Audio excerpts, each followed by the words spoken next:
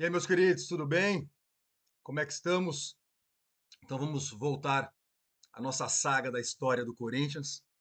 Ah, no último episódio eu contei para vocês sobre aquele triangular que o Corinthians teve que disputar com o Minas Gerais e com o São Paulo Sport Clube para poder conquistar finalmente uma vaga na Liga Paulista de Futebol, né? Então o Corinthians finalmente estava entre os grandes e eu disse continuaremos no próximo capítulo, né? Então vamos lá. Mas a crise no futebol paulista, que eu estava falando para vocês, ela continuava, tá? E aí, usando como desculpa aquela treta da Taça Penteado, lembra que eu falei da Taça Penteado, que a Associação Atlética das Palmeiras deveria ter entregado para o paulistano e não entrega, a taça sumiu, enfim. Usando aquilo como desculpa, a Associação Atlética das Palmeiras abandona a Liga Paulista de Futebol. Ao mesmo tempo, o paulistano, vejam só, o paulistano cobrava 200 mil réis por jogo de aluguel no velódromo.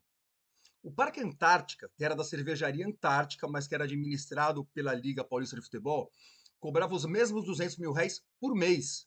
O paulistano cobrava por jogo, né? Ou seja, era um roubo o que o paulistano cobrava, né? Então o Germânia apresenta uma proposta aceita de imediato pela maioria dos clubes da Liga para que o Parque Antártica passasse a ser o estádio oficial para a disputa dos jogos da Liga Paulista de Futebol. Ah, na sequência, o paulistano e o americano iam se enfrentar. O paulistano não quis saber e foi para o velódromo esperar o americano. O americano, claro, foi para o Parque Antártica e não teve jogo. Puta, era uma confusão. E foi a gota d'água que fez com que o paulistano também rompesse com a Liga Paulista de Futebol. Ou seja, o paulistano e a Associação Atlética das Palmeiras, até então inimigos, vejam só, fazem as pazes, cooptam também o Mackenzie e mais alguns e criam a Associação Paulista de Esportes Atléticos, a APEA, que faria seus jogos no velódromo, que pertencia, como vocês já sabem, ao paulistano. A, a APEA, portanto, senhores, já nasce elitista pra cacete, mais ainda do que a Liga Paulista, né? Já a Liga Paulista de Futebol, embora enfraquecida de dois dos maiores times, dois dos mais tradicionais times, né? Continuava sendo a mais popular, a mais tradicional e teria os seus principais jogos jogados no Parque Antártico. O Paulistano e a Associação Atlética das Palmeiras não me enganam, tá? Eles estavam fugindo do Corinthians, tá? É isso. Então eles foram para uma outra liga, né? Nós queremos ficar longe do povo, né? Foram fundar uma outra mais elitizada. Mas a hora deles ia chegar, como vocês vão ver. Bom, mas antes de contar para vocês a história da estreia do Corinthians na Liga Paulista de Futebol, é preciso que eu explique para vocês que a situação financeira do Corinthians ainda era crítica, ainda era precária, tá? A, a sede do clube era uma salinha pequena, com um livro de atas, umas cadeiras, uns troféus, uma mesa de ping-pong e o aluguel de 35 mil réis por mês estava atrasado. Aí o dono do imóvel ficou bravo, foi lá, trancou a sala e falou: só libero quando acertarem tudo. Foi quando o Neco teve a ideia de esperar a noite chegar, entrar pela claraboia e tirar tudo que tivesse qualquer tipo de valor para o Corinthians de lá, principalmente uns troféus, e guardar tudo aquilo até que o Corinthians tivesse uma nova sala. Quando o locador chegou na manhã seguinte, a sala estava quase vazia. Ah, essas taças, aliás, provavelmente eram taças conquistadas ainda na várzea, tá? Antes daquela nossa primeira taça de 1912 do pedestrianismo que eu contei para vocês. Aliás, foram tão bem guardadas que sumiram para sempre. Nunca mais se encontrou aquelas taças, tá? Mas o aluguel, não se preocupem, tá? Foi pago meses depois. Ah, mas a situação financeira era caótica quando o Corinthians finalmente fez a sua estreia na Liga Paulista em 1913, tá? Mas a expectativa para a disputa do nosso primeiro campeonato paulista, né, era enorme, tá? E todos tinham certeza que o Corinthians ia atropelar. Lê do engano, o Corinthians perde para o Germânia, para o Internacional e para o Americano. Só no quarto jogo que a gente consegue empatar com o Ipiranga, para logo depois perder do Santos. Nosso primeiro jogo com o Santos, se eu não me engano. Os adversários riam, nos chamavam de timinho, e aquilo doeu em todos, tá? inclusive principalmente no Casemiro do Amaral, nosso goleiro e capitão do time. E o Casemiro vai buscar a solução para os nossos problemas na casa mesmo, tirando o Neco do segundo quadro e trazendo o Neco para o primeiro quadro. E promoveu também o Amilcar Barbuí. Amilcar Barbuí, um craque, primeiro jogador do Corinthians a vestir a camisa da seleção brasileira. Foi um monstro ali nos primórdios da nossa história também, Amilcar Barbuí.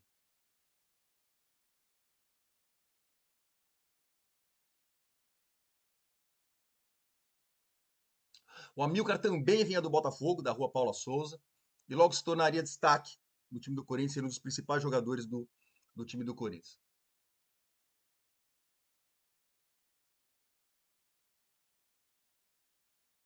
No retorno desse mesmo campeonato, finalmente a primeira vitória, já no sexto jogo contra o Germânia. O Corinthians reage e termina o campeonato em terceiro, tá? Até que faz uma campanha digna no segundo turno e fica atrás apenas do campeão, o americano, e o vice, o Germânia. Todos os jogos disputados no Parque Antártica, tá? O campo do Lenheiro, essa altura, já tinha sido devolvido, tá? Pessoal, vejam essa foto tirada antes do jogo Internacional 2, Corinthians 2, no dia 21 de setembro de 1913. É a prova de como era, na verdade, o nosso segundo escudo. Vou dar um close no Amilcar para vocês verem. Bom, o Casemiro do Amaral, portanto, estava dando estrutura ao time, que passava a ser um rolo compressor. Veio em 1914 e o Corinthians é campeão pela primeira vez na sua história com incríveis 10 vitórias em 10 jogos, nenhum ponto perdido, algo inédito nos 15 campeonatos paulistas que tinham sido disputados até então. Era um ataque arrasador, com Neco como artilheiro com 12 gols. Mais uma vez, todos os jogos disputados no Parque Antártica, tá? O jogo do título foi contra o Campos Elíseos, uma vitória por 4-0, gols de Aparício, Neco, olha o Neco aí, Politi e Pérez. 4-0 para o Corinthians. Com isso, a APEA, Associação Paulista de Esportes Atléticos, a elitista APEA do paulistano, da Associação Atlética das Palmeiras, começou a crescer os olhos para os lados do Corinthians. Né? O Corinthians tinha jogo, tinha time bom, tinha torcida, tinha craques, e o Corinthians já começava a ser o time que mais dava renda. E o Corinthians também queria a APEA, né? Como nas palavras do Lourenço de Aféria, o perfume da glória era mais forte para os lados do velódromo, né? Dava tinha tinha um, oh, me foge a palavra, era uma coisa mais, ganhar o campeonato da APEA era mais, a APEA era mais sofisticada, digamos assim, né? Ganhar o campeonato da APEA dava ares de estar ganhando o maior campeonato, né? Então, ou seja, o Corinthians também queria disputar o campeonato da APEA. Além do que, a gente queria medir forças com o paulistano e com a Associação Atlética das Palmeiras. Bom, ainda em 1914, posso esquecer de falar para vocês, ainda em 1914, o Corinthians tem a sua primeira experiência internacional com o Torino, o fortíssimo Torino, veio para o Brasil. Aliás, não confundir com a segunda passagem do Torino, em 1949, quando eles enfrentaram o Corinthians, na sequência sofreram aquele trágico acidente aéreo. Vamos falar disso depois. Não, essa foi em 1914. Torino pegou o Internacional, meteu 6-0. Pegou uma seleção da Liga Paulista de Futebol, meteu 5-1. Aí pegaram o Corinthians no dia 15 de agosto de 1914. E foi um jogo duro, que não se reflete no placar de 3-0 para eles, tá? Aliás, é nesse primeiro jogo contra o Torino que aparece o mais antigo registro fotográfico do nosso terceiro escudo. Vou dar um close no Neco para vocês verem nosso terceiro escudo. A Liga Paulista desafiou o Torino de novo para vingar aquele 5-1. Tomaram 7-1. Os caras eram bravos. E o Corinthians também pede revanche, né? Como era metido a besta o tal do Corinthians, né? Jogo duríssimo, 1-1. Ninguém tinha dado tanto trabalho para os caras até então quanto o Corinthians.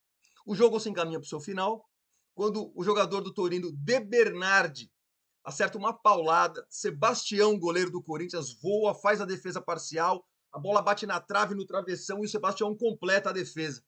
O povo urra de alegria, mas Charles Miller, árbitro daquele jogo, apita. Só ele, safado, achou que a bola tinha entrado e deu gol para o Torino. Ladrão, seu Charles Miller. Ou seja, como vocês podem ver, senhores, o Corinthians já era roubado na cara dura desde 1914, tá? Não é surpresa nenhuma o que continua acontecendo até os dias atuais. Bom, Vittorio Pozzo, técnico do Torino, disse então ao jornal Sport del Popolo que o Corinthians era um timaço capaz de fazer frente a qualquer clube europeu. É nóis. Muito bom. Preste atenção agora, que agora é legal. Bom, depois do Corinthians ser campeão da Liga Paulista de Futebol, em 1914, a APE, como eu falei para vocês, começa a arrastar a asa para cima do Corinthians, certo? E convida o Corinthians para fazer parte daquela que parecia ser a federação mais poderosa, como eu estava falando. O Corinthians, então, se desfilia da Liga Paulista de Futebol para poder entrar na APEA. Mas assim que o Corinthians se desfilia da Liga Paulista, a APEA recua e não aceita o Corinthians. Era um golpe. Filhos da puta, né? Para uns, um golpe para enfraquecer a Liga Paulista. Já Fernando Wagner não tem dúvidas de que o que aconteceu foi um golpe para tentar acabar com o Corinthians. Kaká, eles odiavam o Corinthians, ele fala para mim. Kaká, eles odiavam o Corinthians. Eu acredito, Fernando. Eu acredito que os caras odiavam o Corinthians, odeiam até hoje. A ideia era que, sem campeonato para jogar em 1915, o Corinthians perderia seus jogadores para os outros clubes e talvez acabasse, né? E de fato, vários jogadores nossos, para não ficar parado, os caras passaram a jogar em outros times. O Neco, por exemplo, foi para o Mackenzie, foi jogar no Mackenzie durante um tempo. Durante aquele tempo, tá? O Bianco vai para o Palestra Itália, de onde, aliás, não voltaria mais. Para lá também, para os porcos, já tinha ido o Luiz Fabi, imagina, o autor do nosso primeiro gol, ainda em 1914.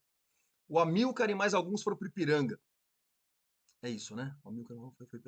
Bom, em 1915, o Corinthians faz apenas amistosos em excursões pelo interior de São Paulo, tá? Neco jogava no Mackenzie, como eu falei, mas quando o Corinthians jogava, ele voltava correndo para jogar os amistosos pelo Corinthians. Ou seja, aqueles que de fato já amavam o Corinthians, mantiveram-se ativos em outros clubes, mas em 1916 já estavam de volta ao Corinthians, como o Neco, tá? Aliás, foi nesses amistosos que o Corinthians jogou de preto pela primeira vez. Pela primeira vez na sua história. Foi nesses amistosos, em 1915, que o Corinthians jogou de preto pela primeira vez na sua história. Aliás, todos os 9 jogos que o Corinthians disputou em 1915, o Corinthians jogou de preto. Senhores, vejam a primeira foto, primeiro registro fotográfico do Corinthians todo de preto. O uniforme preto, de acordo com Fernando Wagner, foi um protesto contra as artimanhas da APEA, que deixou o Corinthians sem campeonato para jogar em 1915. Ele disse que o primeiro jogo vestindo a camisa preta listrada foi Caçapavense 1, Corinthians 2, no dia 14 de fevereiro de 1915. Já Celso Unzelt acha que essa foto foi tirada no Natal de 1916, ou seja, no dia 25 de dezembro de 1916, no jogo Rio Claro 2, Corinthians 3. Mas 1915 foi um ano muito difícil para o Corinthians mais uma vez. Faltava dinheiro, a assembleia dos sócios eram sempre tensas, não tínhamos sede, tá bom, tínhamos sede, mas é mais ou menos assim. O Alexandre Magnani era o dono da sede que o Corinthians alugava na Rua dos Imigrantes, mas ele vendeu o imóvel, que claro, precisava ser entregue ao novo proprietário. O Ricardo de Oliveira, terceiro presidente do Corinthians, aluga então uma nova sede na Rua dos Protestantes, mas que custava uma nota, e a gente não tinha dinheiro para pagar. Nas reuniões, nas assembleias, que tinha era dedo na cara, acusação de todos os lados. Bom, desgastado, Ricardo de Oliveira renuncia, e quem assume a presidência é o vice-presidente João Batista Maurício, nosso quarto presidente. João Batista Maurício devolve a sede da Rua dos Protestantes, enquanto a gente não arrumava as contas, e transfere a sede do Corinthians para a sua própria casa, na Rua José Paulino, sem cobrar nada. Tá? Ou seja, a coisa foi feia em 1915. Mas 1915 termina de maneira gloriosa, como foi 1914. Se liga nessa, vocês vão gostar. O Corinthians desafia o Germânia, campeão da Liga Paulista, e mete 4-1 no Germânia. Depois o Corinthians enfrenta um por um todos os times da APEA, com exceção do paulistano, e vence todos, inclusive uma seleção da APEA por 2-1. O Corinthians provava assim que se não fosse pelo golpe nojento que havia sofrido, né, nessa desfiliação da APEA da Liga Paulista para a APEA, teria sido campeão de qualquer uma das federações em 1915. Mas para a glória ser completa, faltava o acerto de contas com a famosa Associação Atlética das Palmeiras, campeã invicta da APEA em 1915. O jogo foi marcado e o Corinthians meteu 3-0 o Coringão já era foda, senhores. O Lourenço de Aféria diz que depois desse jogo contra as Palmeiras, nunca confundir com o Palmeiras, nem existiu. O Palmeiras era o Palestra Itália ainda, tá? Associação Atlética das Palmeiras. Depois desse jogo com as Palmeiras, muitos torcedores cantavam Timão, Timão, e que o apelido pegou, tá? Fernando Wagner concorda com essa teoria de que muito antes daquele timaço que o Corinthians montou nos anos 60, que tinha o Garrincha, etc e tal, muita gente fala que foi ali que o Corinthians montou um baita time e foi conhecido como Timão. Ao que parece, não é verdade. Muito antes disso, o Corinthians já se chamava de Timão. Tá? Então, sempre perguntarem para vocês de onde vem a história do Timão, sabia que veio do time que o Corinthians montou na década de 60? Há controvérsias, tá? Parece que a coisa é muito mais antiga do que isso. Mas bom, em 1916, o Corinthians tinha mudado sua sede para o centro da cidade, no Largo da Sé, num prédio chamado Palácio da Previdência. E foi lá que aconteceu uma importante Assembleia Geral, que reconheceu que as contas no período do presidente Ricardo de Oliveira estavam corretas, diferente das acusações que ele acabou sofrendo na época. Tá? Uma comissão tinha sido criada para analisar todos os recibos, os números, etc., e concluíram que tinham sido injustos com o cara, a quem pediram humildes desculpas. Tá? Houve eleições para presidente, vencidas por João Batista Maurício, que na prática já era o presidente, mas eu quero destacar que um certo José de Alcântara Machado recebeu um voto. Doutor Alcântara Machado, historiador, jurista, político, vinha de família paulista quatrocentona tradicional. Pai do Alcântara Machado, que escreveu Brás, Bexiga e Barra Funda. Livro que tem um capítulo, aliás, que é sensacional, que narra uma vitória do Corinthians contra o Palestra com gol do Neco, tá? Ou seja, isso para falar para vocês o seguinte, o Corinthians já não era apenas um time de operários. A classe média já era corintiana. Tá? E mais que isso, membros de famílias tradicionais, intelectuais, já tinham o Corinthians no coração. E nós vamos falar mais do seu Alcântara Machado daqui a pouco. Bom, os anos difíceis já haviam passado. O Corinthians agora tinha um time, tinha uma sede social, né, no coração da cidade. O Corinthians tinha um ótimo time. O Neco estava de volta. Tínhamos vencido os campeões das duas ligas em 1915. E o Corinthians, em 1916, retorna à Liga Paulista de Futebol. Mas eis que a Liga Paulista de Futebol tenta outra sacanagem com o Corinthians. Decidiram que os jogadores que tivessem jogado em outros times em 1915 não poderiam jogar pelo Corinthians em 1916. Percebem como é verdade que o Corinthians nasceu lutando, sempre superando o obstáculo e a má vontade dos inimigos. Né? Dessa vez não foi diferente. Bom, o Corinthians esperneou, ameaçou sair da Liga Paulista de Futebol para sempre. A Liga recuou e inventou um jogo eliminatório lá contra um tal de Antártica. Quem vencesse o jogo estaria aceito. O Corinthians mete 8-0 e fica apto a jogar o campeonato de 16. Bom, o Corinthians é campeão em 1916, vencendo todos os jogos mais uma vez. 8 jogos, 8 vitórias. Todos os jogos no nosso querido Parque Antártica mais uma vez. Corinthians bicampeão em 14 e 16, com 2 títulos já na sua história. Os 2 conquistados no nosso querido Parque Antártica. O título vem no penúltimo jogo. Vejam contra quem? Contra o nosso querido União da Lapa. Lembram do União da Lapa? União da Lapa que foi nosso adversário no primeiro jogo da nossa história e que havia nos vencido naquele dia 10 de setembro de 1910 por 1-0. Bom, e eles saem na frente, fazem 1-0. O Corinthians vira para 3-1 com gols de Amílcar Aparício. Amílcar Aparício. Amílcar Aparício e Américo fizeram os 3 gols do Corinthians. Tá? Estima-se que mais de 10 mil pessoas tenham visto o bicampeonato do Corinthians com 100% de aproveitamento. Tá? E uma puta festa aconteceu na cidade. E o Corinthians ficava cada vez mais barulhento. E em 1917, finalmente vamos jogar o campeonato da APE, tá? Mas como já estamos indo para 18 minutos de vídeo, vamos dar uma parada e eu volto com o restante da história do Corinthians no próximo vídeo, beleza? Abraço e vai Corinthians!